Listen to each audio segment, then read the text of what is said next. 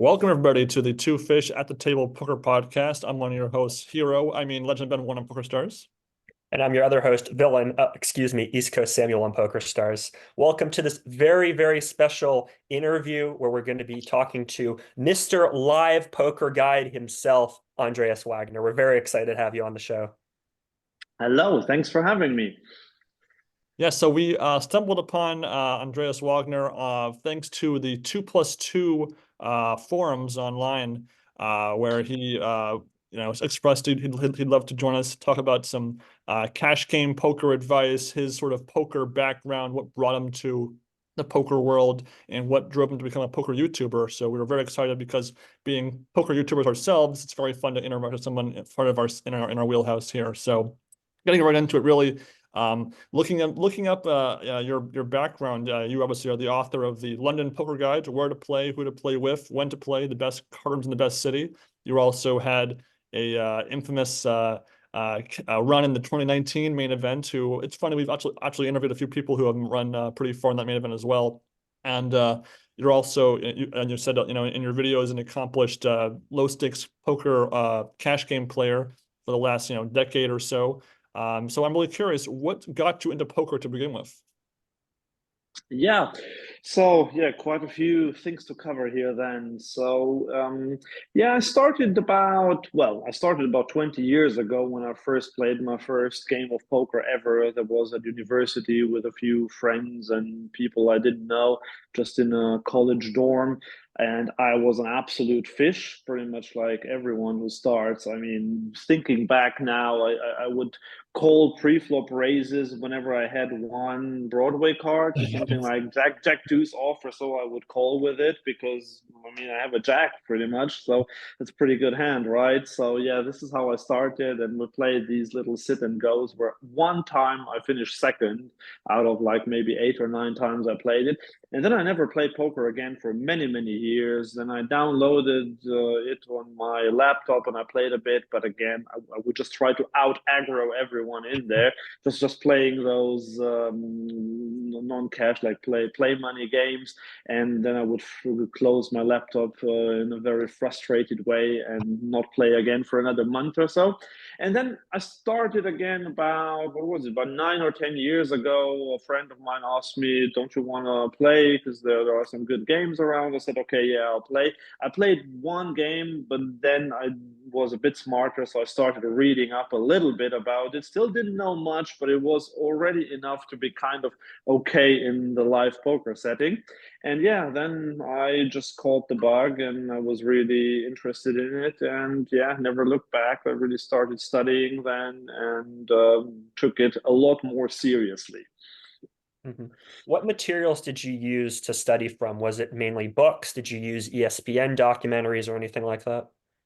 At the time, it was books. So we're talking 2014, 2015. Yes, I did watch a bit like World Series on ESPN and so, or actually it was not ESPN because I live in Europe, but we had the ESPN broadcast here as well, kind of summaries. But yeah, it was mainly books. And I remember the first book I ever read was Sit and Go Strategy by Colin Moshman. And I played some sit and goes at the time on Poker Stars and only got into cash games a little later. And then once I got into cash games, was Ed Miller's books were very important for me at the time, the course and playing the player. But that's when I started also watching more YouTube and trying to find TV content online, which I hadn't done before. Before that, it was really just more books, yes. Mm-hmm. Now, for you, were you mostly in those early years of playing? Were you mostly a cash game player? Did you do some multi-table tournaments in there too, or was it mostly sit and goes at that point? At the beginning, it was no cash games at all. I would play sit and goes, and then I discovered the live tournaments, and they were MTTs basically, but also closer to a sit and go setup. So with maybe 3, 4 tables, sometimes a little more. I would play afternoon tournaments in London. They have quite a few of them at like 2 or 3 p.m. in the afternoon, where everyone is just loose and trying to play bingo. So this is how I started, and then to cash games, I actually transitioned one day. I played one of those live tournaments, and they offered me a rate-free pass for one pot that I could use. And then I said, okay, well, let's try it. I sat down, and so I played 1-2 in British pounds here in London, and I won £14 in about an hour and a half of play. And I said, wow, this is actually really cool. I cashed here. And so that's when I then slowly started transitioning and studying cash rather than tournaments. One thing you've talked about in a lot of your videos is thin value betting, and you've credited that as being a major part in terms of increasing your win rate. How did you make this realization about value betting, and how did you incorporate it into your game? Yeah, that's a very good question, and it's absolutely true. I think that is the one big skill that makes or breaks your win rate at live low stakes poker. I realized that, well, I can't take too much credit for this, so I read it first. As I said, Ed Miller's books were quite influential on me in the early days, so he stressed that, and a few other people that I read books about from, or I watched videos. And then I kind of was a little in disbelief at the beginning because it just feels so unnatural. You're on the river, you're in position, you have a hand that's kind of like maybe top pair, no kicker. You're really afraid of getting check raised. And then I said, okay, I'll just try it. And then once you try it a few times, you actually realize you don't get check raised too often. What happens sometimes is that you get called by some 2 pair or something like that, and then you think, oh well, maybe I shouldn't have done it. But basically, you almost never get check raised by recreational players. It's very different if you try this online and 100 Zoom or something like that. But if you play live, you don't really get check raised. And then I started doing it more and more and more to the point where I probably overdo it now. I do get called by better hands quite often, but I think that is still very important for just becoming a better player and losing that fear of getting check raised on the river. And so that was a very important realization. Mm-hmm. Are there any other poker players, maybe not authors, but for players that took a lot of inspiration from, maybe from London, or any local players in that area? Well, I mean, there have been a few, but I've always tried to just play my own game. I would watch a lot of content online. I would read books, and I probably took on a lot of things, but I don't really have a role model as such. The only one I could name would be Daniel Negreanu, because I have kind of a special connection to him because my family is also from Romania, like his family is. He was born in Canada and became big over there, but I then moved from Romania to Germany and then to the UK. So we kind of have that background. I mean, that's pretty much where it stops, so it doesn't go much further. But I've always, because of that background, I've always been very interested in what he did. My playing style is not at all like his or anything like that, but I would say he probably still was, especially in the early days, someone I would look up to a lot because of the similar background, and he made it, obviously. Mm-hmm. Was the process of developing your skills a gradual one? When did you feel like, okay, I'm confident in my game, I can be a professional poker player now? Well, hopefully in 20 years I'll get there. Um, it's yeah. So the thing is, I think you never become really proficient. You always doubt yourself. Like I try not to, because I know that I can beat the game. but I mean, I've had a terrible start into 2024, which I keep telling everyone who wants to listen. Like really getting one bad beat after the other, both live and online. And then I was thinking, like, am I actually good enough? Can I even coach people? Like, is this really, should I not just start reading up again and so on? But then you realize, yeah, that's all part of variance, and variance can really, really mess with your mind. And so, yeah, but back to your question, I I think for the first few years, I always said I'm at a semi-professional player's level. So I had a full-time job, which was also in gambling, and I played poker maybe twice a week or so, but not long sessions, 3, 4, 5 hours each time. And then I gradually built my bankroll. And then it was in about 2021, so after casinos opened again, after the lockdowns and so on, when I said, okay, I want to take this more seriously now. This is where I started really paying money for the first time ever, because before that I just tried to get free content where I could. And then I had a membership with poker coaching, I signed up to GTO Wizard, these sort of things, and that kind of improved me as a player a lot, I would say. And once I had that down, I thought, okay, well, now I might as well call myself a professional poker player. I'm very curious, where does your 2019 main event performance fall into your poker timeline here? You mentioned to me that you didn't really think you had much of a clue when you were playing in the main event, 5 years ago. I'm very curious, what prompted you to play the main event that year? So I always said it's a once in a lifetime thing. I just want to do it. And I remember at the time, friends of mine went to play it.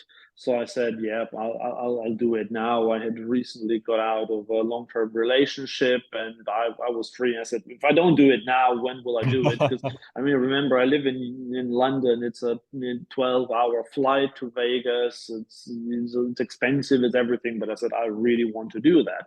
So I did that, and funnily enough, I thought I was a pretty good player at the time, because I was a winning player at 1-2 in London. I saw that most players around me just weren't as good, and I thought, wow, the structure is so great with the 2-hour blind levels. I go there, and like in the early stages, I'm probably better than almost everyone. I mean, maybe not Negreanu and Ivy, but everyone else, I mean, I can compete with them. I can keep up with them because I'm a cash game player, and that's perfect for me.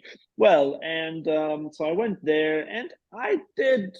I mean, I didn't play absolutely terribly, but looking back now, I think, I mean, it was horrible how I played. Like the kind of things, like because I hadn't played tournaments, I just read up quickly and I talked to friends, and they told me that, oh yeah, you have to defend your big blind very wide. Okay, so under the gun raises, I call my big blind with 6 deuce offsuit and things like that, because you're supposed to call wide, and then I luck into a straight by the turn with a gut shot, and then I stacked the guy, and I thought, wow, yeah, I did everything right. This was perfectly played here, the way I did it. And yeah, so I would say, I mean, I was already an accomplished cash game live player, but I didn't even know what GTO stood for at the time. And I just played a field-based game, which was fine against some players in the early stages. But then I basically, on the bubble, I got destroyed in that tournament, and that's why I only min cashed in the main event.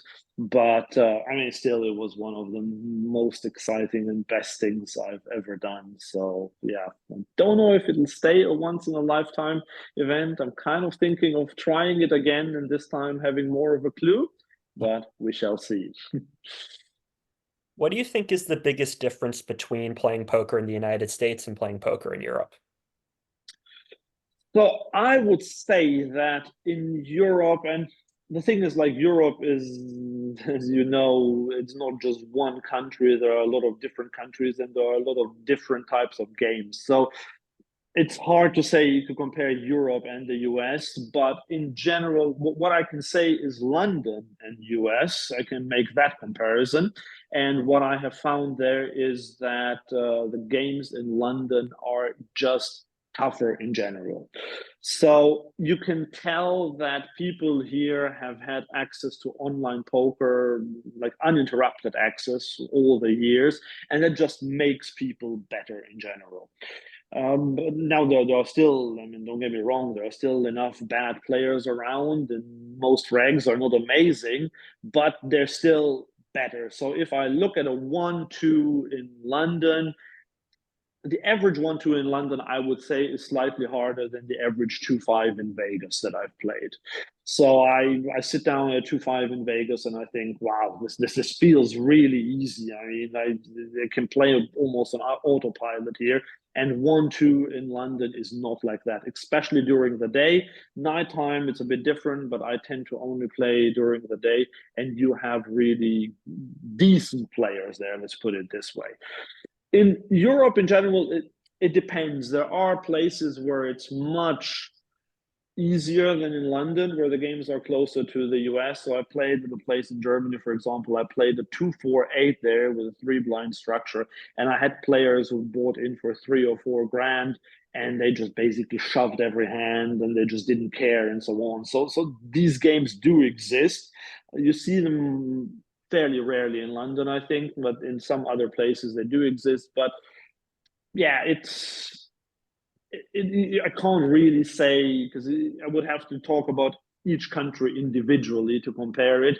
But in general, I would say probably US games are just still better than European games. Also, rake tends to be much better in the US than in Europe. Mm-hmm. I'm curious, would you ever consider playing in the World of Poker Europe main events? I know that's probably a shorter traveling, but is the field size and maybe the quality of the average player in America the main appeal of that main event versus the one in Europe? I think you just said it. Yes, I think the field is much softer at the WSOP in Vegas than it is in Europe. I considered playing it. Actually, there was an event near where I lived last year, but I happened to be in the US actually at the time when it was played in London, so I didn't do it. I'll still look into it, but the problem for me these days with big tournaments is because I don't really play them a lot. Variance just goes through the roof on them. And am I willing to put down $5,000 or $10,000 for one bullet one time and not having the leverage of being able to play several of them? Because I know that I'm plus EV if I play them, but I would probably have to play them for the next 10,000 years or so, which I probably won't be around, sadly.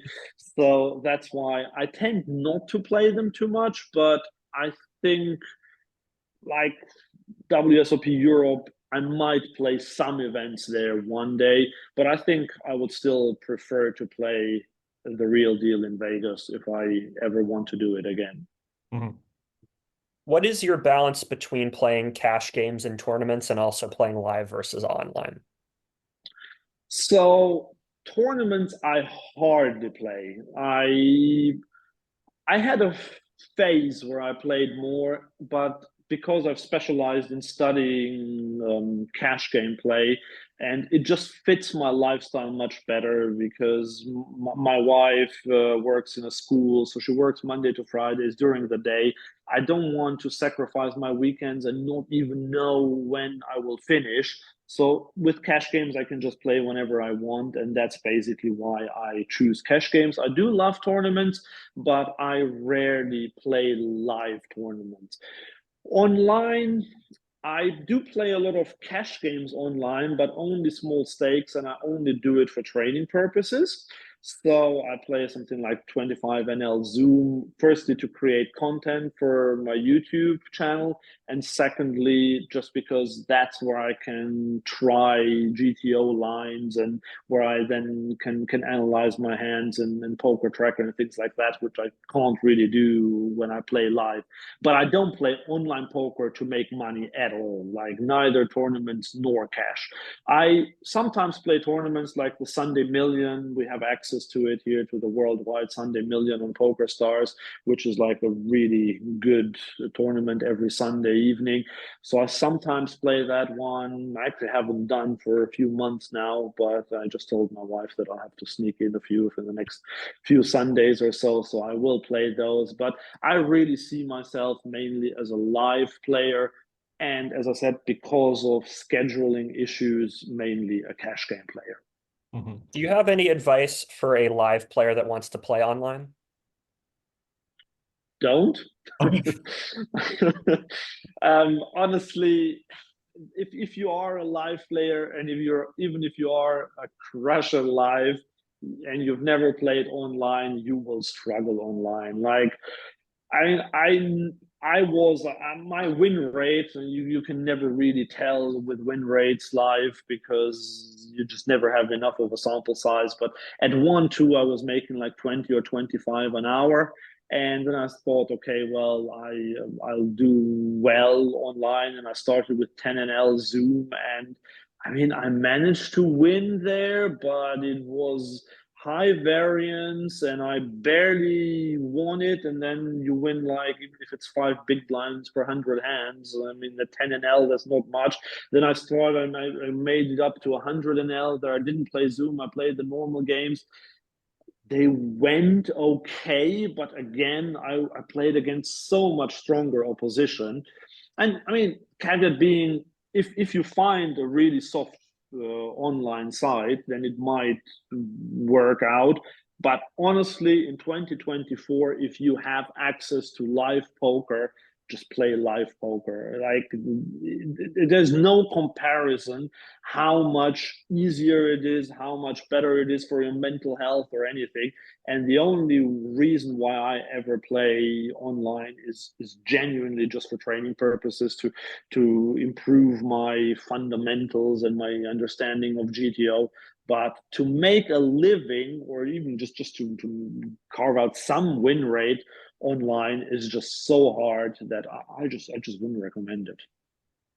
If you were gonna, every casino runs poker games very differently. Sometimes the rules, maybe the promotions, the table size. If you were gonna construct your ideal perfect poker cash game table, what's the structure? What's the table size? 8 max, 9 max, 6 max. 1, 2 with, with straddles allowed or something. Like, what's kind of your perfect ideal table scenario? So I think initially, so after COVID, some casinos started doing 6 max and then 7 max, and now I think they found the 8 max where they think that is the sweet spot. I actually agree with that now, because I think nine-handed was a little bit too, just too many players. But 6 max works well online. It doesn't live, because if you have 2 players who take a break, then you're down to 4. And then there will be some players who say, oh, I only play with a minimum of 5, and already the table breaks or something like that, or you have to wait until someone finishes their cigarette break or whatever. So I think 8 max is the ideal. In terms of the way, like with straddles and so on, I definitely dislike button straddles or Mississippi straddles. I just don't see the point of them. Like, honestly, they just kill the games. They are really bad for the games. The normal straddle tends to be good. I still don't really like them. I think I'm just such a purist of just pure poker, of how I study it. And like, as soon as there is a straddle that changes dynamics, changes SPRs, different things. And usually, I mean, I'm sure that's not the case, but I always have the impression that if there is one person who straddles at the table, it's always the person right to my left.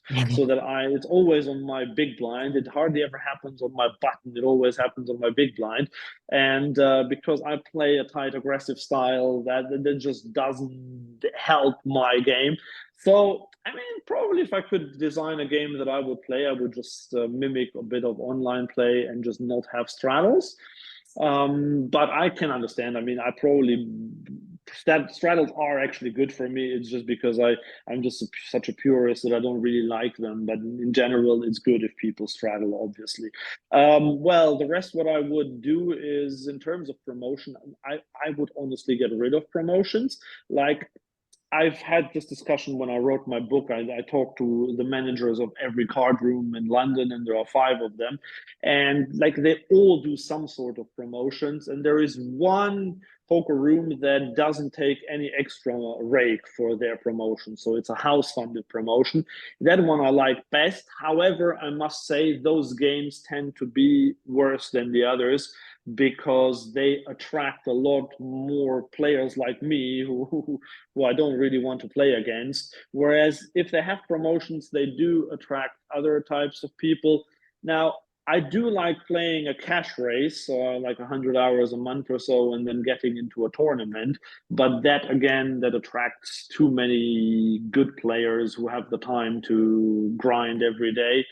But I just find that if you have a promotion, it's just, for someone like me, it just takes out too much money out of the game, because the rake is high in London anyway. And then on top of that, if you also take out £1 or £2, which is like a big blind or so every hand for a promotion, I don't think that's great for the longevity of the games. But sometimes it makes them a bit softer. But I still like, because you asked me what I would do, I would probably not have promotions in my games. Mm-hmm. Are you ever interested in doing heads-up cash games? Is that something that you want to do? Well, that's a good question. I have not really done that. I have played like maybe half an hour in my life live heads up cash games, just to start a game or something like that. That's a very different beast to normal poker. So if that were to become the norm, I would be very interested in learning that game properly. But I don't really know. So if someone knows what they're doing against me in a heads up cash game, I basically have no chance, because I know that you're supposed to call wider, to raise wider, whatever, but I don't know where the thresholds are. So at this point, I wouldn't want to play them. But if that were to become the main game for whatever reason, I would be very willing to learn it, because I do think that that's like a very pure form of poker, where you can play the player. But I just don't have much experience in that. Speaking of other kind of games, have you ever dabbled in any poker variants besides Texas Hold'em?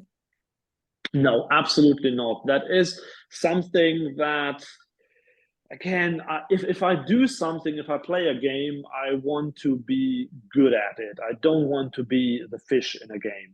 And I only have a finite amount of time to devote to studying. So if I start playing 6 card PLO, which is a very popular game in London, for example, or something like 7 card stud, which I don't even really know the rules of, like, I would have to really study to play those games, because I just don't want to just sit down and not know what I'm doing. Plus, a game like PLO has even higher variance, and I mean, I know that variance is great for the game, but I just still, like, no one really loves variance. So to just the thought of even increasing variance with how I play or what I do doesn't sound very appealing to me. So again, if PLO 6 card were to develop to be the main game, or if short deck were to develop to be the main game or whatever, I would definitely transition into that direction. But I wouldn't want to do it to play a game that only 1% of the people play, and where when I could devote my studying time to a game that's played by 99% of players. Mm-hmm. What about limit or pot limit hold'em? Would that be something you'd be interested in doing? I would have, yes, I would play that, but it's kind of similar. Like, hardly anyone plays it. I know when I went to Vegas, I think in 2019, the Flamingo was the only casino that offered some sort of limit games. And now that poker room has been closed, so I don't know if there is even another one in Vegas now. In Europe, I'm confident to say that there is no casino that offers any of those limit games. So I've just never even had the question whether to do it. Like, I think when I first started out in 2014, 2015, limit was still around a little bit. So I remember back then I read a few things about opening ranges and things like that. But I never played the game because I could never play it. And I don't think they will ever come back. I think No Limit Hold'em is just so strong now that I don't think we will ever see that again. Gotcha. And transitioning here to talking about your YouTube presence, what was the inspiration behind the creation of the Live Poker Guide YouTube channel? So, quite honestly, when I first started last summer, it was more like just out of a whim. I had just published my book, The London Poker Guide, and I kind of thought at the time, I mean, I didn't think it through, but I thought maybe I can promote my book a little bit on YouTube or something, make a little bit of content, and then at the end of my video say, hey, do you want to buy my book? It's just out now and it's great for you, or something like that. I did that in exactly one video. And then I realized, well, actually, I mean, I don't want to do that. So I thought, well, should I even continue or not? But then I started creating some videos and I noticed that I improved my skills of video making, of editing quite quickly. And I thought, well, I can actually create some really nice and interesting videos.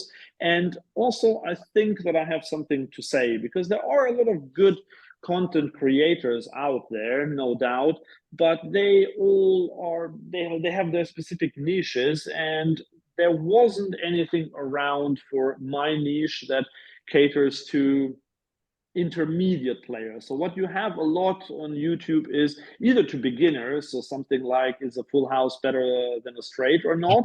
They explain these sort of things, or what is a straddle or something like that. And then there is the thing of like, you have to bet 73% of the time on this river in order to get whatever range to fold and things like that, which is very advanced.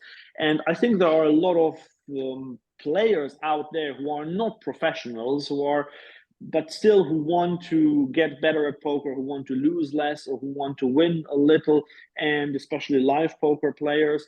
And I think that so it was those players that I had in mind mainly. Now, I do have some content that's a bit more advanced, but mainly, I think my most successful videos are the ones where I talk about something like value betting or thin value betting, or where I show other players mistakes of like committing polarization errors and things like that.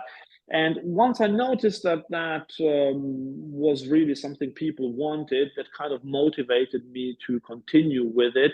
And now I think it's just great to have that niche and to continue, and also just to give something back to help players improve.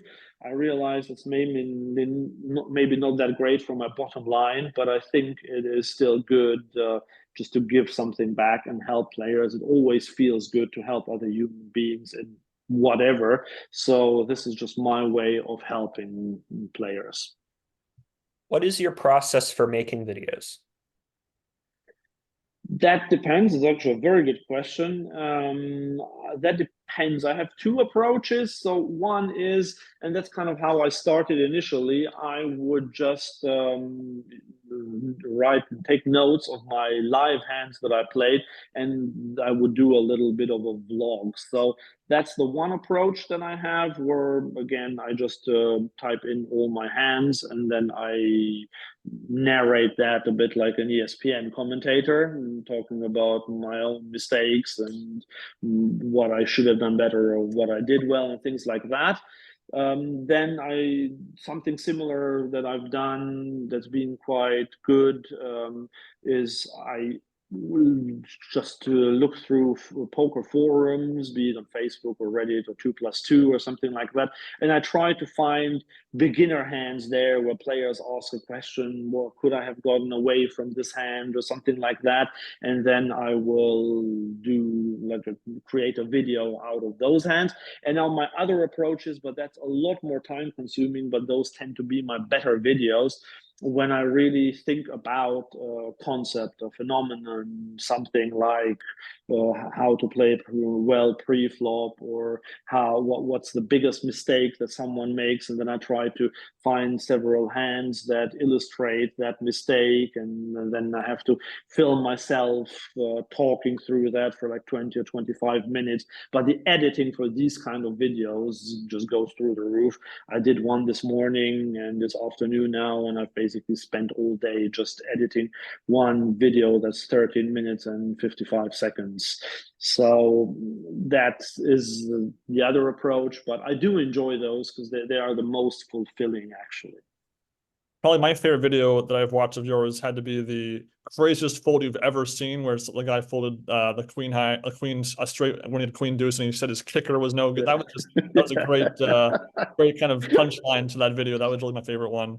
And I'm curious, when you are making these videos, what's sort of your overall future goal of this channel? Is the goal to make this just the biggest channel possible? Is the goal to improve your game at the same time while also educating the public? Or what's sort of like your ideal goal or dream for this YouTube channel of yours?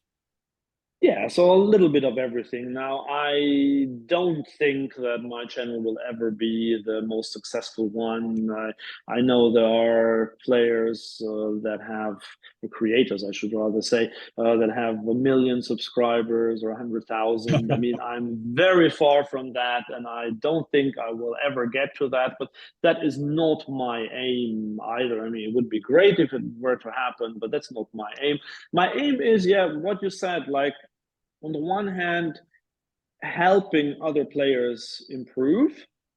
And the other thing is really just for myself to, that forces me to study in a certain way. If I analyze my own hand or someone else's hand on my channel, it forces me to see what the patterns are, what people do wrong, what I did wrong. So that's why I want to continue with this, to just study for myself as well, and then also just really working on these concepts and trying to figure out what people's problems are, and creating videos around that. And sometimes it's also entertainment, like the hand that you mentioned, the queen deuce one there. I mean, I just could not believe it. And there's another video follow up of that one where I have 3 hands and they're all as ridiculous as this one. So that's just like, sometimes it's just fun to do that. So I want to entertain people with those as well. But in general, it really is to help people and to improve my own game. Yeah, one of the things I really like about your videos is your willingness to admit mistakes that you've made. So how do you break down the mistakes you've made while you're making videos, but also when you're at the table and you're trying not to tilt, you're trying to sort of calibrate your game and keep going? Yeah, so obviously, if you create videos about your game, you will give up some information edge there. Like, if someone who I play with regularly watches my videos, they will see what my hole cards were in a certain spot they played against me, and so on. So I have, yeah, I just know that this was going to happen, and that probably is bad for my bottom line, but I still think it won't hurt me too much, so I'm willing to do that.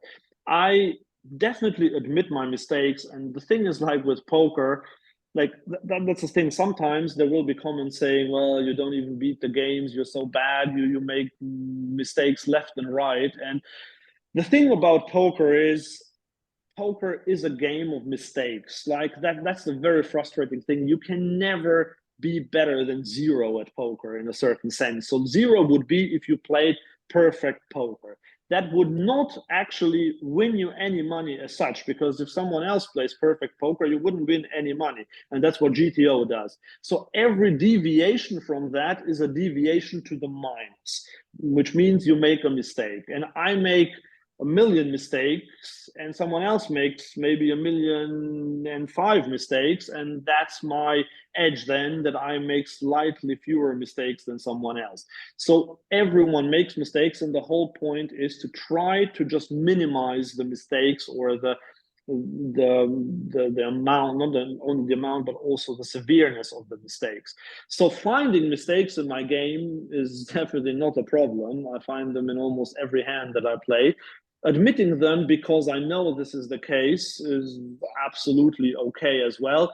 It's a different story if I'm sat at a table, then obviously I'm not going to talk about the mistakes that I've made, but I will take notes about them. And if my opponents are willing to watch my videos, they will then see what mistakes I made in every respective hand. Yeah, you know, the thing about poker is that you can play a hand perfectly and still lose the hand. You know, you could get someone to call you on a one outer, and they can hit the one outer, and you lose the hand. So you know, it's you know, that's poker as the expression is used here. You know, but I'm curious, what is maybe the if there's one big mistake that you know an amateur and experienced player makes that you see at the table, what's the most common one in London, would you say? Well, it always is the same. I think around the world in live poker, players just play too many hands.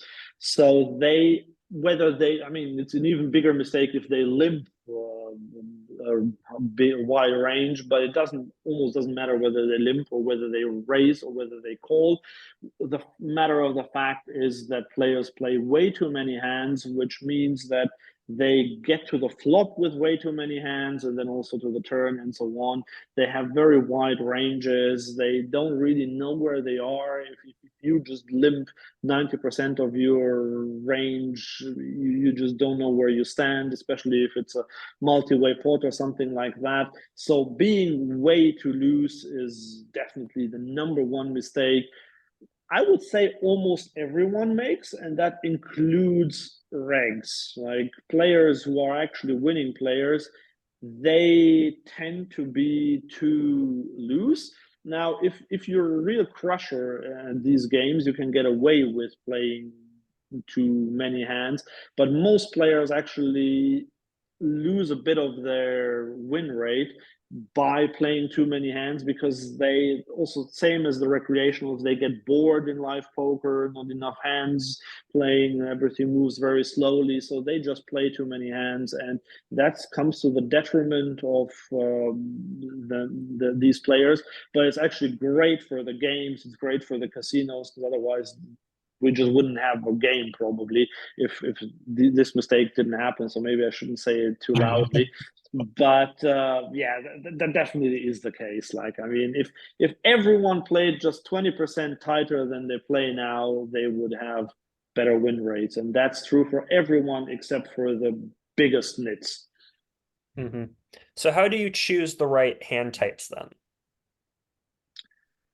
I I am influenced a lot by GTO opening raises and things like that. Probably too much, if I'm honest.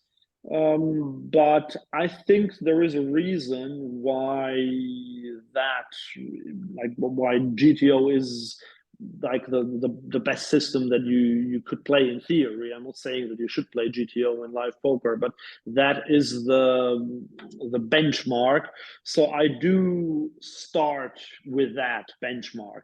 And then, well, it depends on my position. It depends on who else is in the hand. It depends on if someone's raised to what size they have raised and so on. So then I will tweak my continuing range depending on the action, the sizings, and so on.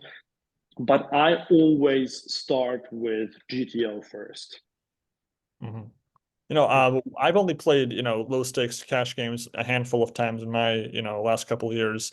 But one piece of advice that you had in one of your earlier videos I saw that I really liked was taking how many big blinds deep your stack is relative to what the table's average opening raises pre-flop. So I think, so you said something like, Yes. if you know, and ideally that, you know, raising to 5, 2.5 big blinds versus raising to 10, Yeah. 5 big blinds, you have to sort of recalculate in your head how to play the hand, because you're playing a lot shorter than it might appear.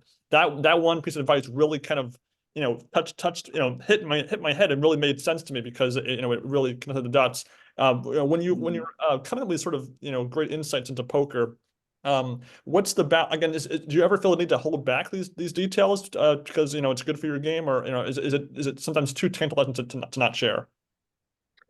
Yeah, I mean, I have decided to be very open about it because the thing is, you will watch that and you will enjoy the content and you will learn something. So if I were to play against you, maybe you will have learned a little bit about me, about my game, and so on. So it won't be great.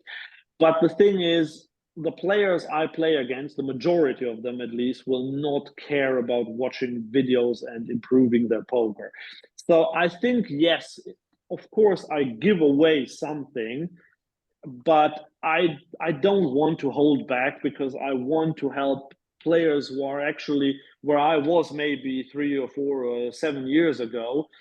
I would have wanted to learn these things. So I want to give that back into the community and help those players while at the same time not compromising my win rate too much because, well, first of all, if someone wants to learn about poker, there is so much out there, so much free content that it doesn't matter whether I add something or not. And the second thing is that the players that I make my money from, they will probably not bother watching any of that content, whether it's mine or someone else's. So I don't mind that. And yeah, if, it's great if someone like you can actually get some nuggets out of my videos. I'm very happy about that, and I will still play against you if we ever happen to be in the same room. So I don't mind about that. How would you recommend somebody start playing poker, and how much should they use content they learn from videos as honing their game? That depends where they are in their game. Like, I think if you're a true beginner, you can learn quite a few things. But the problem with free content, and my channel is no exception really to anyone else's, is that there is no real structure behind it. So it's like if you, I just give the analogy, if you read a Shakespeare and it's like 1200 pages and you start with reading page 47 followed by page 906 followed by page 1112 and so on, and then you revert back to the beginning, and then you won't you'll get lost in that book. And that's a bit what can happen to a beginner if you start just using some content. So I would always try to start with something that is structured, and now that can be a book or that can be um, a video course or something like that. So a book, for example, the book that did it for me was Ed Miller's The Course, which really took you by the hand and showed you exactly what to do in every spot from beginning to end. And I learned so much about theory along the way, and it really just gave me a like the fundamentals. I wasn't a great player after I read that, but because it was structured, it helped me. Same with Moshman sit and go strategy at the beginning. And then there are courses out there like Carrot Corner have really good grades, 1, 2, 3, and so on that you can learn. Or there's poker coaching, Jonathan Little's courses and things like that. And there are quite a few out there. These were just examples that I happen to know. So you would have to spend some money on that, but especially on a book that's like maybe $20 to $50 or something like that. So it's definitely affordable. So this is how I would say someone who hasn't played poker at all or so should start.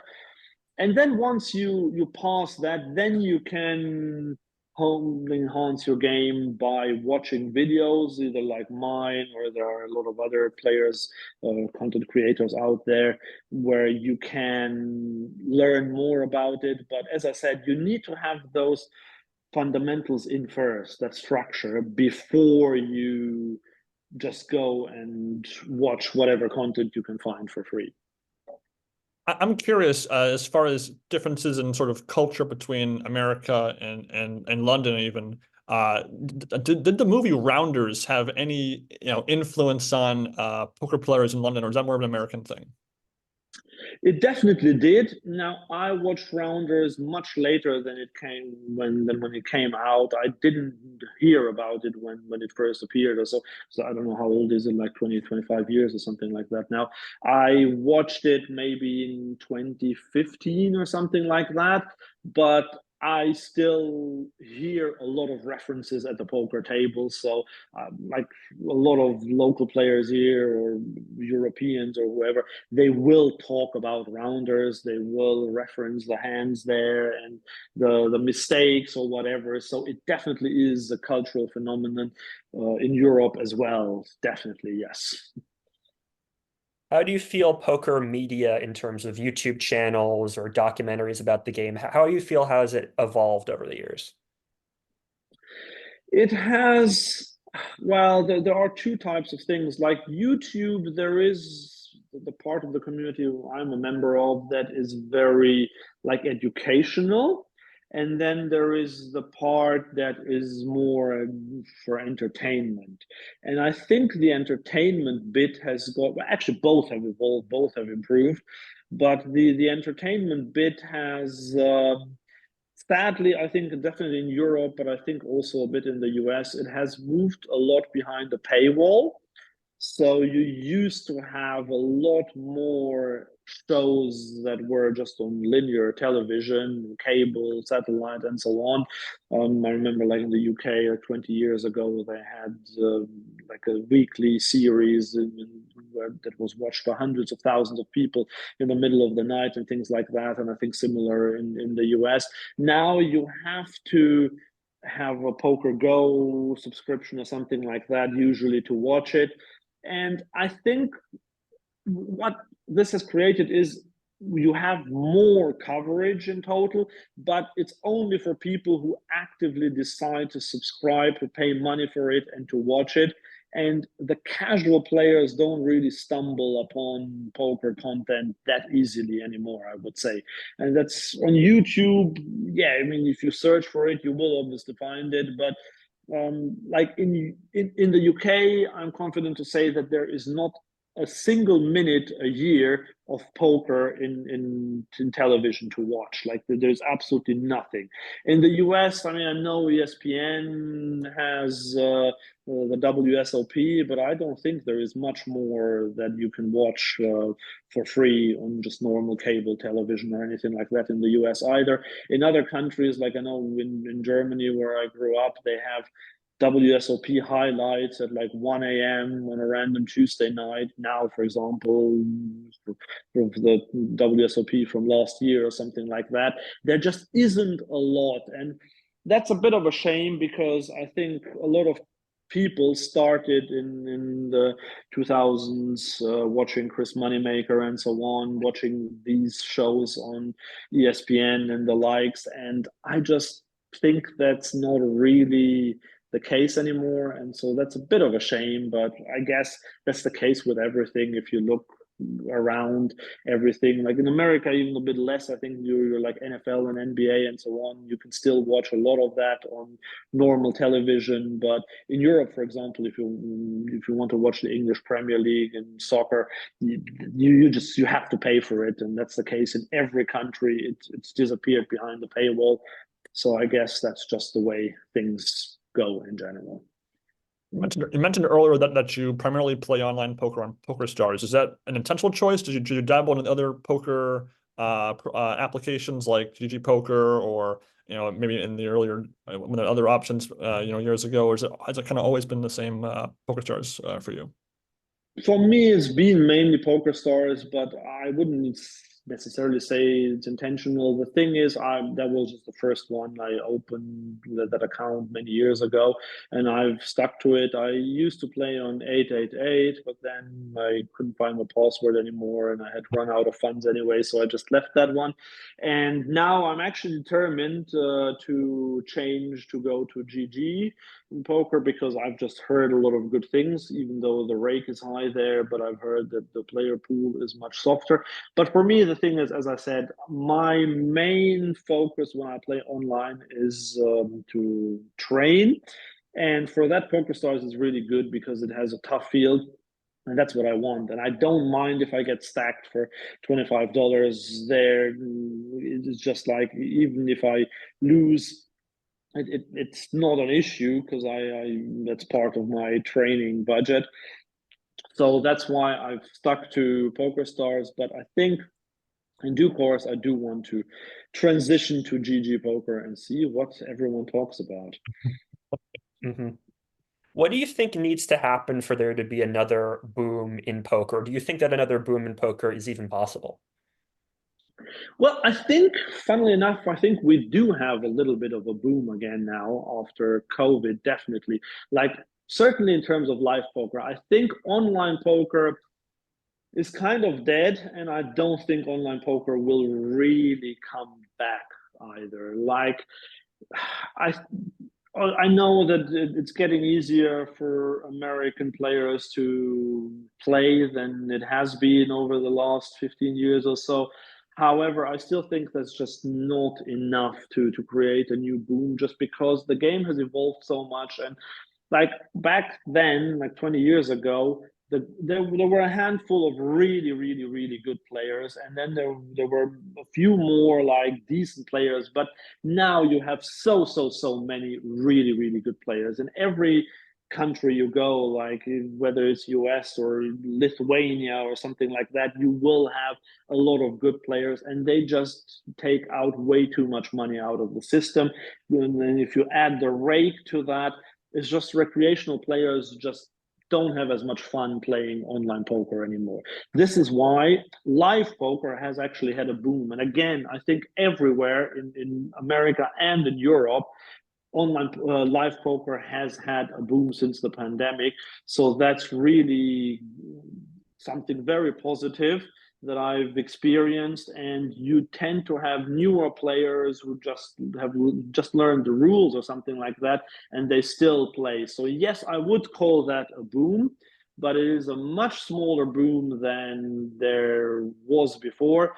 And I just think online poker, as I said, is kind of dead, especially if you consider the real-time assistance discussions and all of that. That just won't put any confidence in recreational players. Honestly, if I were to start a new hobby now, I wouldn't pick up poker. I'd rather play chess, I think, than poker, because it's just like, if you start at this point, I mean, I'm talking about online poker. Like, if you have access to live poker, that's still a very good thing, and can be fun.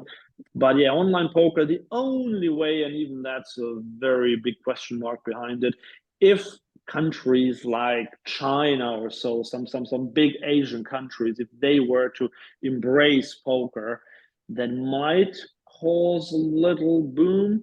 I think that's a bit what's happening with GG, as far as I know. They have a lot of Asian players in the pool, and that has improved the games. So maybe if this were to happen, but other than that, I don't see online poker ever becoming what it was 15 or 20 years ago. Mm-hmm. Let's see. Sam, any more questions you got, Sam? Yeah, what do you feel about the state of poker now then? Do you feel like it's still a good environment to be playing in? Yeah, as I said, for live poker, yes. For online poker, I don't think so. I think unless you're a really, really good player, or you're at the other end of the spectrum, you're just a recreational player who just wants to let some steam off, and you just don't care whether you win or lose. You just want to try to just have fun. Then I think it's fine. But for everyone else, basically, I wouldn't say online poker is for them. And live poker, I would say, yeah, as I said, it's almost like, I would say it's the second best time to play live poker. The best time was still 20 years ago or so. And now it's, I think, the second best one since the pandemic. I think it's been really good. I'm curious, for a day you're going to play just your normal, cash game for your day-to-day business. Do you have any sort of routine? Do you bring a certain beverage or snack to kind of keep you, energized and hydrated, or do you have like a routine? Do you have anything sort of like athletes have routines before a game? Do you have any sort of, Andreas Wagner routine before poker? Um, Not really. What I do try to do is to meditate before I go to the tables. So I'll just do a quick 10-minute meditation, either myself or sometimes I do a little poker hypnosis that will just get me a little bit into the zone. I have found that's quite useful. Or sometimes I fire up like 20 minutes of online cash games, because what I have found is sometimes I'm just a bit rusty, and then if I don't have any sort of routine, I might just get it in with queens, usually against aces pre-flop. If I just go straight from like the street, not thinking about poker at all, not being in the zone, I might just overplay hands. And so I have found that. But apart from that, I mean, I do intermittent fasting, so I tend to start the day really hungry when I play poker, because I tend to start at like 10 or 11 a.m. and then I have lunch at 1:30. So the first 2 to 3 hours I just sit there being very hungry. And but yeah, I mean, the main thing for me is to try to eat healthily while at the poker table. So I might eat some nuts while sitting there. I will drink only water, nothing else really. I don't really drink hot beverages or so, and definitely no alcohol. So that helps, but I don't have a routine as much as I should probably do. But yeah, the meditation thing is the one that I try to do. But yeah, emphasis on the word trying. Do you listen to music at the table or have headphones on? Rarely. I used to, but I think you don't really hear everything, and I zoned out a bit too much when I did that. So the only time I these days I wear headphones is if I have a really loud and maybe obnoxious player somewhere at my table, and he just keeps talking about his bad beats from 10 years ago or something like that, and in a really loud voice. Then I just put headphones in, and sometimes I might listen to some ASMR or so, just to have something else and not having him on like full loudness. So that's why. But no, in general, I tend and I try to focus on the game rather than listening to music. Do you use any sort of table talk between hands or during hands as part of your game? So, sorry, what's that, table talk No, or? talking to your opponent during a Oh, hand. talking. Oh, sorry. Yeah. Yeah, I do that. So especially there are two things there. So one is just in my normal games, I tend to play against pretty much the same players every day. So they are kind of like my work colleagues. I don't have anyone else to have a chat by the copy machine. So I will have my chat with the players I play with. And the other thing is, like, if there is a new player or so, I try to be a bit welcoming. Now, I really hate the guys who try to be super friendly to bad players, where I think this so cringe. But I just try to be friendly to them, and also sometimes I think it's really interesting. You meet a lot of very interesting characters at the poker table, and it's just interesting to hear where they're from or what their story is. Like the other day, there was an investment banker sitting there in his suit, and like at 10 a.m. and I started chatting to him. So he was working from home that day, so in the casino then, and things like that. And it's just was very interesting to talk to people. Yes, I do use it as a social element. Again, this will probably cost me a tiny bit of my edge because I just can't concentrate as well. But I think on a social level, it really helps me to socialize with the players because I don't see them as cash machines only. I do see them as human beings, and I'm happy to talk to them. Yes. Do you ever show your cards when somebody asks for them, and do you believe in that generally speaking? Very, very rarely. I do it sometimes, but what I have found is I don't really have a good strategy for doing it. So if I do it, it's more like if I bluff and someone says, "Well, this is definitely not a bluff," or something like that, then it's kind of like an emotional knee-jerk reaction of showing the bluff, then, or something like that. So I have done that in the past, but I really try to abstain from that because it's not going to help my game. I just don't believe in that. Like showing down a bluff, what's that going to do? You just give free information to players that you are able to bluff. That's the only thing that you do. So it's like I don't think that, like, first of all, you might think, yeah, well, I showed a big bluff. Next time, I will get paid now. But that's not necessarily the case because I don't know what the other player thinks. Maybe he's already forgotten that I showed the bluff earlier. Or if he remembers, he might level himself into thinking, well, he bluffed me earlier, so now he won't bluff me again. So that's why this time I will fold or something like that. So you just don't know what other people will think. And so you don't really gain an advantage. The only thing you do is you give away information about your own playing style, and at best it has zero consequences, and at worst you might actually lose a little bit of an edge because he now knows that you're capable of bluffing. Next time you would like to bluff, you might not do it because now you think that he knows that you can bluff, and so on. So I don't see the point in that. I just prefer not to show it. And conversely, I never really show strong hands, like unless like it's something. I mean, if I flop quads and no one gives me any action and I bet, well, then maybe I will show my quads, but more out of frustration that no one gave me any action. But again, there's more like an emotional trigger there, which I just try to avoid because what's the point? Mm-hmm. I'm curious if you're, imagine you're sitting down at a fresh table for early in a session of poker. Would you rather the table be full of players you've played with before, or a totally new table that don't know you at all? Well, if I can play against really weak players I've played before, I would definitely take that one. But yeah, it really depends how good the table is with the players that I know. Typically, I would say I would probably prefer unknown players. It's a like more of a challenge. I can focus a bit better, and it's helpful. But yeah, if you sit me at a table where I know every other player, but half of them are like really bad and loose players, I would happily sit down there and not take the gamble of playing against unknowns. Mm. Something you've talked about when you're breaking down hands is how much experience your opponents have. So when you're making a decision, how much of a factor is how much experience your opponents have? And is there ever any danger in over evaluating, like, oh, this guy's a recreational player, therefore he's made a mistake here?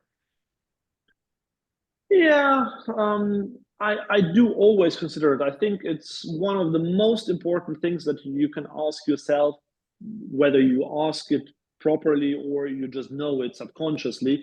But in every hand, who you are up against. Is it a recreational player or is it a reg? That's basically my benchmark for every decision. Because like what that transmits is also like, is he capable of being aggressive, is it more passive? So you don't necessarily have to say regular or recreational, but in some way classifying that player. And once I know that, yes, that will influence my decision heavily. Like probably not necessarily so much pre-flop, but even pre-flop, if some weak player raises and I know that I have a hand that I would like to play against him, which is something that I wouldn't play against a good player, then already I will have this will have an influence on me. But if that's not the case, like, or later on in a hand, I will definitely make that be a very influential factor. Let's get again to the example of the thin value betting. So like if I'm on the river, I'm in position and I have second pair. If I'm up against a good aggressive reg, I will absolutely not open up the pot again. Like I will not bet there. There's more I could lose than I could gain from that. But if I'm up against someone where I know he's a recreational player, the way he's played, he probably doesn't have top pair. I'm 90% positive that I have the best hand here, and I know for a fact that he's not capable of check raising me as a bluff here. Well, then I will just go for it. So yeah, I think especially in live poker, but you can do the same online. Um, that is the most important factor who you play against, because you don't want to play GTO against bad players, basically. And conversely, like if you're up against a good player, you don't want to try to exploit. I mean, of course, if you know his leaks and you can exploit them, that's definitely still the best approach. But if you don't know anything, if you just know that he's a really solid GTO player, then you're not going to start three betting him with 7-4 offsuit because you think that's just great in that moment. Mm-hmm. Have you done any one-on-one coaching on a regular basis?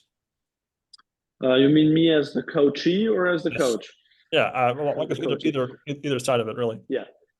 Yes, so I have done, but I'm actually looking into getting a coach again. Maybe I can even do it on my channel or something, like trying to improve myself together with a coach or something like that.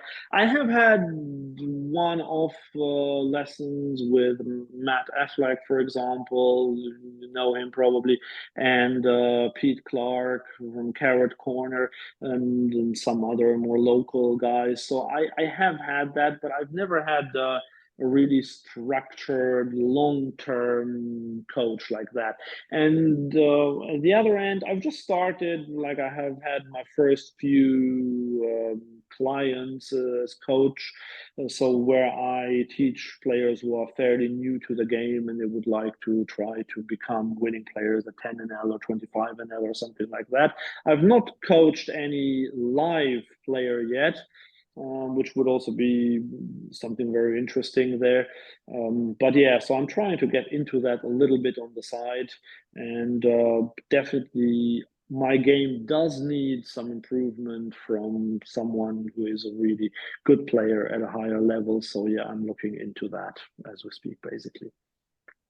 Do you have any advice for somebody who wants to start coaching? What should they do exactly?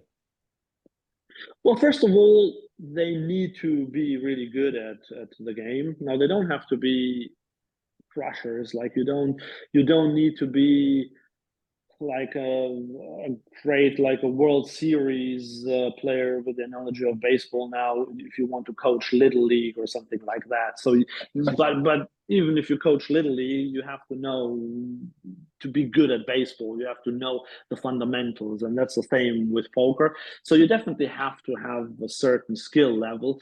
But what I think what a lot of players or people just in general forget about is you have to have the teaching skills, the coaching skills as well. They're like, I know so many players who are really good at playing poker, but they just can't give that information, can't pass it on to someone. And that is something that I struggle with as well sometimes. Sometimes I really know why I just intuitively know that I shouldn't see bet this board here. So, but then when I try to explain it, I have to really think about it and see why that is the case. But yeah, I think work on your coaching skills, which basically have nothing to do with your poker skills. And I actually had a little bit of coaching from my wife on that in that regard, because she is a teacher and she does a lot of coaching and teacher training and so on. So she kind of showed me a few concepts, and I think it is important to do that, because otherwise what a lot of new coaches tend to do is they just narrate, they just tell the players, their clients, what they should do rather than asking and letting them come up with the right solutions and so on. So that's why I would say that's a very important skill you need to have. I want you to imagine you've just made the final table of the main event. Millions of dollars are on the line here. You can have any two poker players be your main coach and assistant coach. Who are you going to have on your team? Ooh, that's a very interesting question. I think I would want someone, well, definitely one of them at least would have to be someone with a lot of experience in that situation. So I think someone like Phil Ivey would fit the bill quite well in that regard. Mhm. And but I would also take like I really like Matt Affleck when we did our coaching, and in general, I really rate him very highly because he has a very good methodical approach. And I don't want to say anything wrong about him, but I think he's not the type of player who just has that talent like Ivy or Negreanu have, but he has worked so hard to get to the point where he is now. And I think that is a very good role model because I lack Ivy's talent. There is nowhere near that. But I think Matt Affleck doesn't have that talent either, but with a lot of work, he has had some really good results. And I think the way he approaches the game and he studies very hard and he is not afraid of admitting his mistakes and so on. I would like him for the more technical aspects in that situation, and Phil Ivey for just like his experience of being in that situation. So turning to London Poker Guide, available in fine bookstores everywhere, what was your process of writing the book, and what is sort of the purpose of London Poker Guide? So I've been a journalist and a writer all my life. I used to write a lot for all sorts of newspapers, and I've always wanted to write. So then I wrote two books, which were not poker related. And then I said, well, it's kind of a shame that I've never written a poker book. And then the other approach was like, I have played a lot of poker in London. In all the card rooms. I've just accumulated so much knowledge about that. And especially like in forums like on 2+2 or so, there will be questions all the time. Oh, I'm going to London next week. Where can I play? Where are the best games? What would you suggest? What time I should start playing and so on. So I thought there is nothing like that out there that would answer those questions.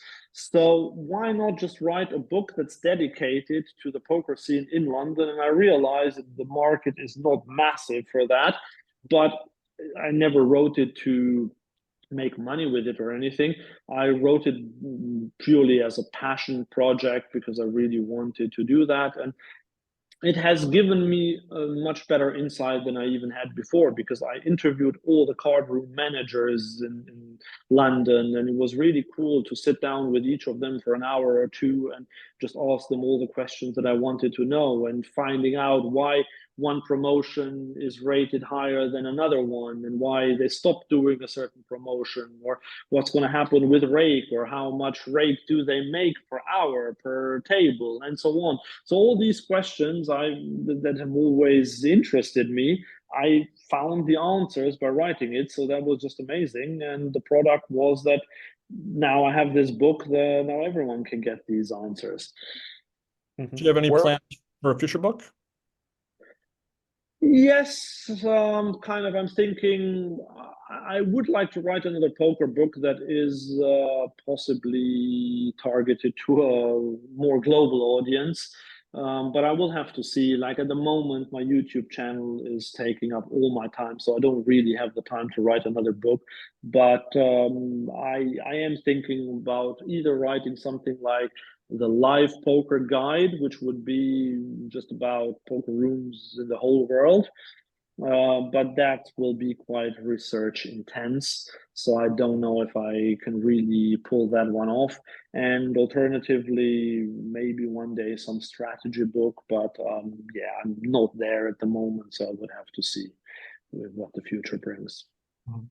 Where would you recommend people play in London, especially Americans who are traveling to London and they want to play poker? I mean, they're all places are good. Like I think if you can only go to one place, I would recommend the Hippodrome Casino. That one is just the prettiest poker room in the whole world, pretty much. I would say it's just like really, it's very stylish and slick, and they cooperate with Poker Stars. They call it Poker Stars Live. So that one is just a really nice room to play in. Now, I don't think it's the softest game always in there, but it's a really nice room. The others, there are some really good ones, and it also depends a bit on the location. The Victoria Casino is like the traditional one in London, where pretty much any British player you've ever heard of basically started their career at the Vic. So that one's a really cool venue, also for sometimes higher stakes and PLO if you want to play that. But there are others, like if you have a whole month, you can play the cash race at the Empire, which I really like. So they're all good, but it just really depends what, and that's exactly why I wrote the book, because you can't really answer that question in like 2 minutes. If you want a really deep answer, that's all available in the book. Did you find any challenges writing the book that you weren't expecting before you began the project?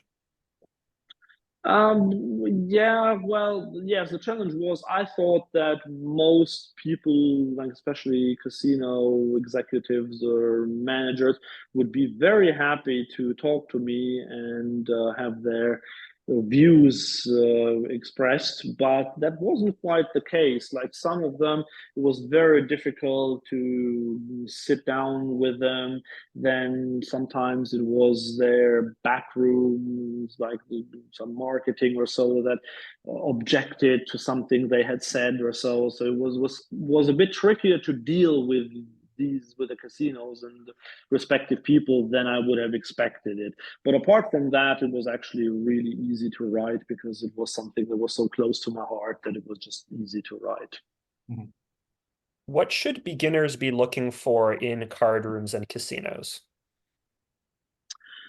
Well, the rake is the main thing. Like, don't play in casinos where you can't beat the rake. And there are some, like, I don't think in America that's such a big thing, but in Paris, for example, and I'm talking about Paris in France, their card rooms have an uncapped rake of 5%. So no matter what stake you play, you might play a 5-10 game and there is a 2,000 euros pot there and you pay 100 euros in rake for it because it's uncapped. So that game is just not beatable. And there are several examples like that. So that is the most important thing, because yeah, if you can't beat the game in the first place, then I don't really see a reason why to play it. But yeah, then the other things are, it just really depends on what's important to you. Like obviously, if you want to play in the morning and the casino only opens at 8 p.m., then there's no point considering that one. But I think the main thing really is the rake to consider, and that's what most people actually don't consider nowhere anywhere near enough. Mm-hmm. Let's see. I'm curious, when you're playing a session, is there any sort of happenings at the table that tell you, all right, I need to stop playing, as far as, I'm up so much, I can stop here, or it's getting late, I'm losing some focus, or the table is getting too tough. What factors do you weigh in your mind as far as, okay, I'm shutting things down for the day? The most important one for me is, yes, when I get tired, because if I can't play my A game, then I shouldn't really play. Same thing, but I'm not disciplined enough quite with that, is if I have really bad luck and I am down a lot, then I'm actually quite good with dealing with it. Although no one ever plays their A game if they're down a few buy-ins, and well, I say a few buy-ins, like 2 buy-ins or so. Like I usually don't lose more than 2.5 or 3 buy-ins ever, because then I would really call it a day. But yeah, it's mainly if for whatever reason I notice that I can't play my game anymore, that's when I leave. If the game gets tougher and I only started playing an hour ago, then I will sit through it and hope that someone will come, or maybe I'll take a break or something like that. But yeah, if I'm tired or if I get a headache or something like that, then I think it's best to just quit and go home. Mhm. Do you have any advice for handling tilt? Yeah, well, there are different types of tilt, and it depends which one we're talking about. But I think, like in general, the best thing for me is to try to just do as close as you get to a meditation at the table as possible. Now, obviously, you won't sit there like a Buddha meditating, but you can try to just focus on your breath for 30 seconds when you're not involved or in between a hand or something like that, and really try to come down on that. So that's a very generic tip for every type of tilt, but also the other important thing is to realize that you are tilted, to really acknowledge it, so to be mindful about it. Like I often get that when I, especially in live poker, when I sit there for 2 hours and I just can't play a hand, and the two hands that I played in the last 2 hours, I got three bet both times when I opened the hand like ace eight offsuit, and then I get three bet and I have to fold, and that kind of, that doesn't tilt me. I won't be like really angry about it, but I have this underlying bit of annoyance there about it. And that's when, if I notice that, then I can say, okay, well, I know that, but that's just variance. That's what happens. And I take a few deep breaths and I say, okay, this doesn't mean that I will now open 7-4 offsuit in the next hand, because otherwise that might happen if you get tilted and you're on the button and it falls around to you, and you might do something silly then because you are tilted. Have you ever made a royal flush in live poker? Yes, one time it happened. I was in Helsinki in Finland, and I only played for 4 hours there. And that was my Royal Flush. That was the first one. And actually, then I even had a second one, and that one was better because with the first one in Finland, they didn't have any promotion. But on the second one, they had a promotion where I won 1,000 British pounds for having it. So that was quite good. So that made it worth it. I paid so many big blinds into that promotion rake pot there that I finally got something out of it. It was my only time I ever got something out of a promotion pot.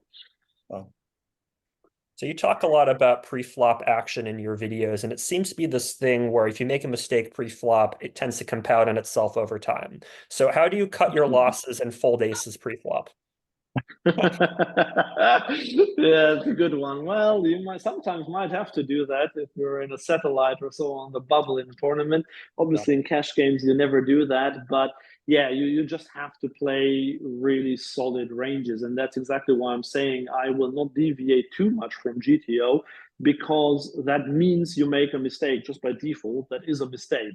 And yes, maybe the players are not good enough to exploit you on that, but it still is a mistake. And as you said, that's what I preach as well, is these mistakes compound later on, and you just want to avoid that by playing really solidly pre-flop. And that's a tip that I would give beginners just before you can even consider about whether you should see bet on a certain board or not. Get your pre-flop in order and do some studying. Even if you're an accomplished player, do at least a few minutes of studying pre-flop every day to improve that. That's the easiest tree to improve on, and it reaps the most benefits because you avoid the bigger troubles along the way. Mhm. And, you know, I think Sam, between the two of us, he is a far tighter player. I've seen him play a few sit and goes or tournaments online for play money, not for real money. And I'll see him fold, hands I would certainly play. I'm sure you probably also play too. And I'm curious, when you're playing, say, just middle of a session, let's say mildly up on the day, and you look at a couple aces. What would kind of be your raise size, your four bet percentage if you get three bets versus trapping? What's sort of like your default game plan if you have aces like that? So first of all, I do not care at all how the session has gone so far, like whether I'm up or not, it just doesn't matter. That will not factor in there. The only thing that might factor in there is my image. Like if I've just been bluffing a lot and got caught every time, I might then not in that situation. I will definitely not trap. I will just raise, and I might even raise a little bit bigger or something like that. But that has nothing to do with the fact that I'm up or down or so. Like in a tournament, it might be a little bit different because then if you've lost 3/4 of your stack, you'll play differently to when you've doubled up to the hand before or something like that. But in cash, it just absolutely doesn't matter. I will still play aces the way I would always play aces. And yeah, it's funny with things like saying tight or not tight, because I have been like, I mean, I always play the same style pretty much. And I have been accused, or I say accused, like people have told me that I am the biggest nit, and others tell me that I'm extremely loose. So it's often also a matter of perception, how people perceive that you are. And sometimes I'm card dead and I just can't play a hand for an hour, and then everyone I think, oh my god, this time you raised, he must have aces. He would probably have limped with kings and folded everything else, which is absolutely not true. But before that, in an hour, I was just dealt 7-5 and queen deuce and so on. So yeah, that's my take on being tight. But yeah, playing ace is always the same way. How do you avoid getting married to your hands? Well, unfortunately, I don't. Well, actually, now I just got married 2 weeks ago to my Congratulations. wonderful wife, so I can't have more than one partner. So maybe it'll get a bit easier to not get married again to my aces and kings. But no, the thing is, like, it's all about hand reading and not letting emotions overtake. Because the thing is, like, whether you call that tilt or not, but it is a form of tilt to get married to your hand. And it's just, if you think through it logically, that's what you have to do at the table. Like if you bet 3 streets and then on the river you get check raised all in, and you have aces on a board that's, let's say, not even too dangerous. Let's say something like queen 10 6 3 3 or something like that. But still, on that board, your aces in theory look good, but then you just have to distill the action.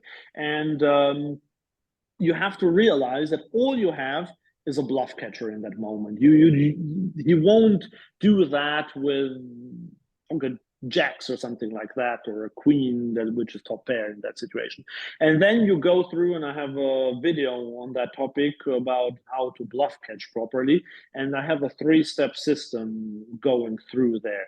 And if you go through that system, and it takes so long to go through all of it now, but it basically, you think about what kind of a landing range he has there, and how likely it is that he would take that action with what portion of his range there. And then you'll see, like, if you triple barrel there, he will not have a lot of bluffs getting to that river.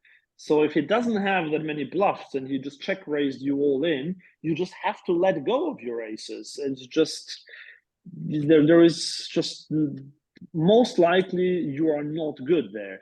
And then every so often you will get shown a bluff in your face, and then you probably want to puke, but that's part of the game. Either you mentioned earlier that you were working on a video earlier today. What kind of video was that about? So this one was actually about downswings. So how to deal with downswings, because as I said, I've been going through quite a rough period of time now since late December. And that made me realize that a lot of players will probably experience something like that. And I just wanted to just show people what I would suggest in terms of how to deal with downswings, what to do and what not to do as well. If someone's dealing with a downswing, should they go down stakes? That depends on your bankroll, like not by default, but if you have lost a significant portion of your bankroll and you get closer and closer to the risk of ruin, which means like you have to stop playing poker, then definitely yes, yeah. There's no shame in going down in stakes if you can do that, but it depends. You often don't have to. Like if you have made a lot of money over the last years and now you're down 10 buy-ins in a month or so, then as long as your bankroll is still fine, you don't have to go down in stakes. Sam, any more questions? Yeah, I'm just wondering if I wanted to get into association football, being an American, I'm familiar with the American football. What should I start doing? Well, you mean to playing it? Playing or watching, both. Anyway. Oh, watching. Okay.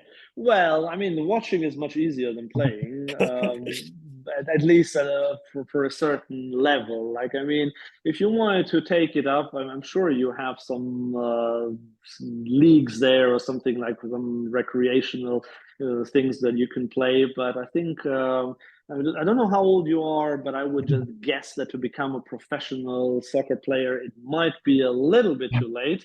At least I'm sure for me it would be.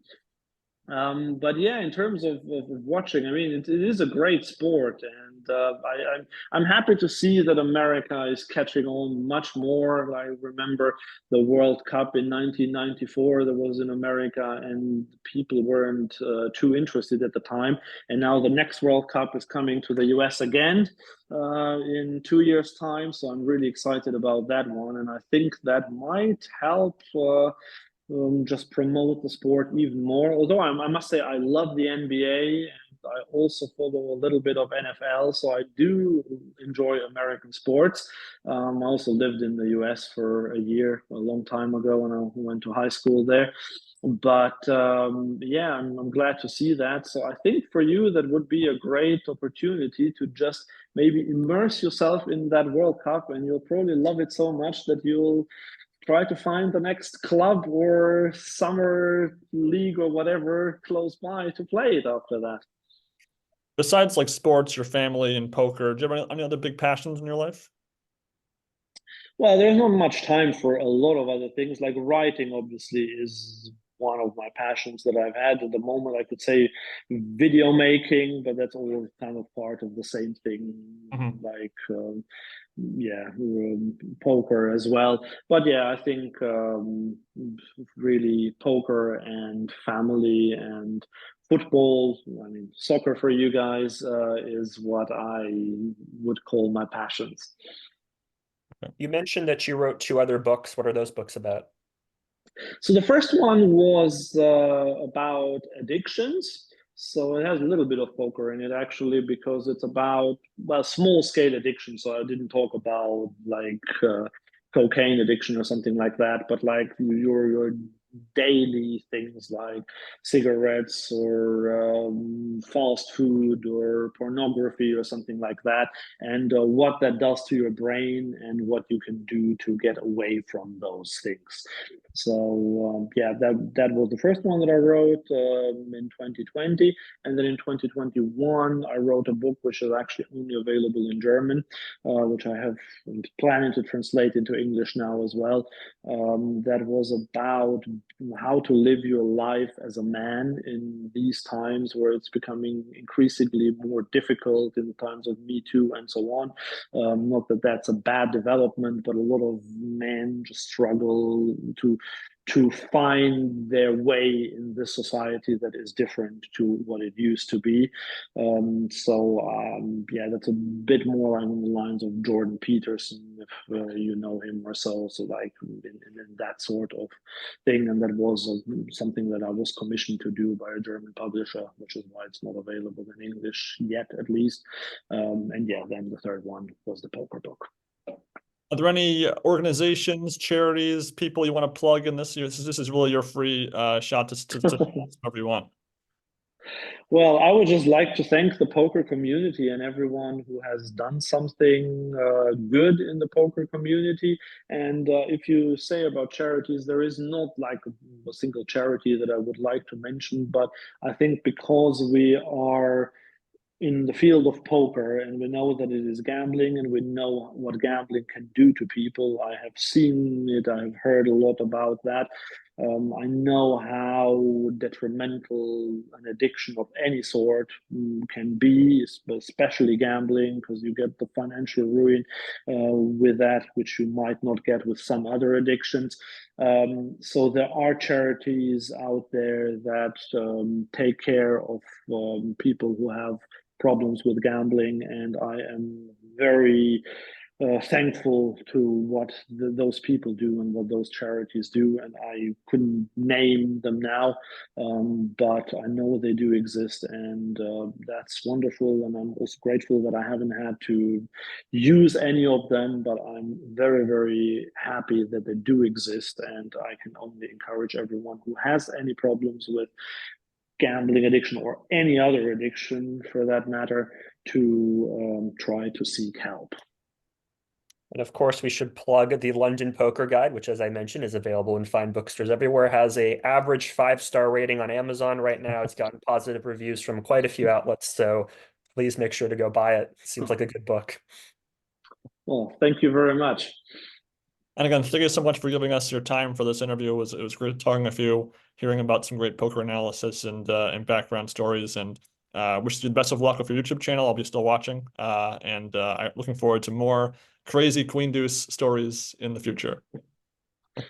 Thank you very much for having me. It's been a pleasure. All right, guys, everybody signing off now. See you next time. Enjoy your poker, enjoy your TV, enjoy your poker on TV. Take care, everyone.